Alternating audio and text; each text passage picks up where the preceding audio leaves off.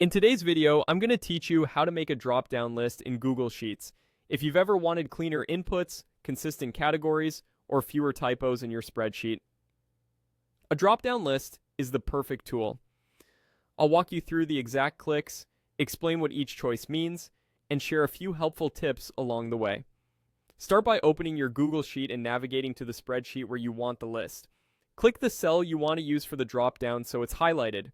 If you're planning to use the same list in multiple places, you can highlight Arrange now, but choosing a single cell works great for this walkthrough. Next, go to the top menu and click Data, then choose Data Validation. This opens the Data Validation Rules panel on the right. Click Add Rule to create a new rule for the cell or range you selected. Under Criteria, click the menu and select Dropdown. This tells Sheets that the allowed values will be a list you define, not a number range or a checkbox. Now it's time to add the options your users can pick from. Click. Add another item and type your first list option.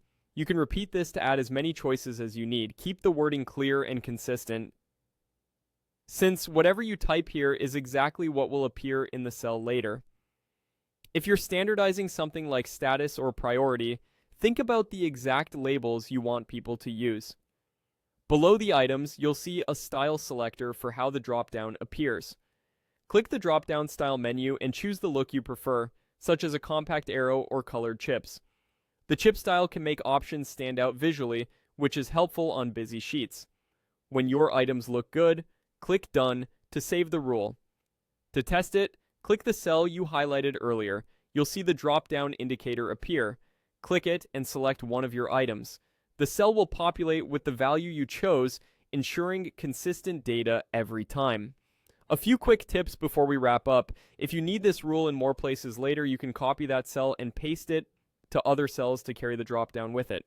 If you want to fine-tune the behavior, return to data validation to edit or remove the rule at any time. And if you're working with a long list, consider keeping the labels short and intuitive for faster selection.